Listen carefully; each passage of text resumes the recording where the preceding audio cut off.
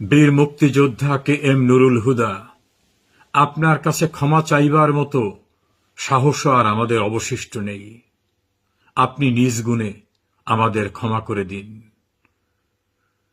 মহান মুক্তিযুদ্ধে ৩০ লক্ষ মানুষ আত্মোৎসর্গ করেছে। ২ লক্ষ মা বোন তাদের সম্ভ্রম বিকিয়ে দিয়েছে। আপনারা সম্মুখ সমরে থেকে জীবনের ঝুঁকি নিয়ে এই দেশকে স্বাধীন করেছিলেন। আপনাদের ত্যাগের বিনিময়ে অর্জিত স্বাধীন দেশে প্রকাশ্য দিবালোকে আপনাদের গলায় জুতার মালা পরানো হবে, আপনাদের মুখে জুতা দিয়ে পেটানো হবে। আপনার মতো আরো অনেক বীর মুক্তিযোদ্ধা এ জাতীয়ভাবে অপমানের শিকার হবে। বিশ্ববিদ্যালয়ের উপাচার্য, শিক্ষা প্রতিষ্ঠানের প্রধান, দেশের বিচার আদালতের সর্বোচ্চ পর্যায়ের প্রধান বিচারপতি সহ অন্যান্য বিচারকরা মব সন্ত্রাসের দ্বারা নির্মমতা বর্বরতার শিকার হবেন। এই দুঃস্বপ্ন নিশ্চয়ই আপনারা মুক্তিযুদ্ধে যখন যান জীবনের ঝুঁকি নিয়ে তখন এটা ভাবেননি। এ কোন দুঃস্বপ্ন? নিশ্চয়ই এই আরাধনা আপনারা করেননি।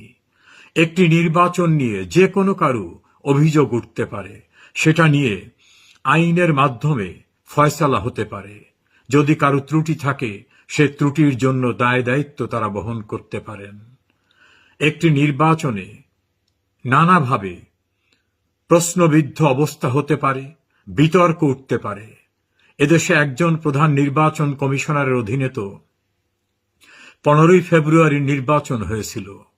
মাগুরা কেলেঙ্কারির নির্বাচনও তো একজন প্রধান নির্বাচন কমিশনারের অধীনে হয়েছিল।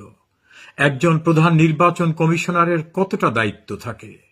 সরকারি ইনস্ট্রুমেন্ট সহ বিভিন্ন পর্যায়ের সম্পৃক্ত যারা সকলেই কাজ করে থাকে।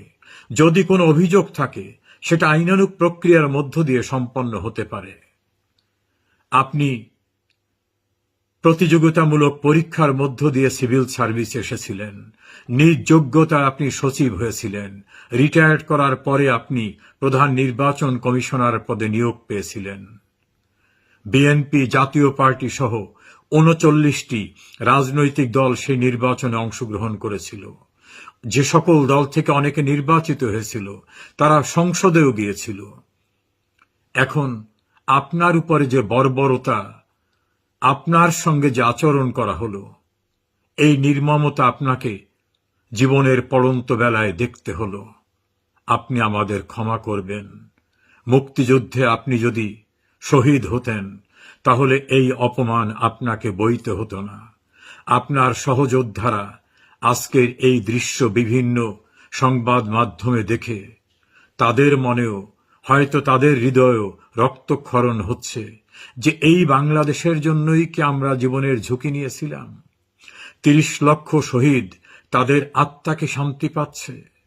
২ লক্ষ মা বোন যারা সম্ভ্রম হারিয়েছে তারা কি শান্তি পাচ্ছে? নিশ্চয়ই না। কি হচ্ছে বাংলাদেশে?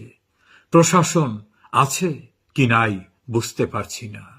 পুলিশ, প্রশাসন, সশস্ত্র বাহিনী কাউকেই এগিয়ে আসতে দেখছি না।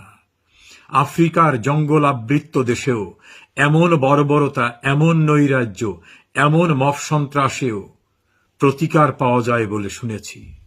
আমাদের স্বাধীন সার্বভৌম বাংলাদেশ কি তার থেকেও বিচ্ছিন্ন হয়ে গেল? বীর মুক্তিযোদ্ধা নুরুল হুদা, আপনি আমাদের অনুগ্রহ করে ক্ষমা করুন।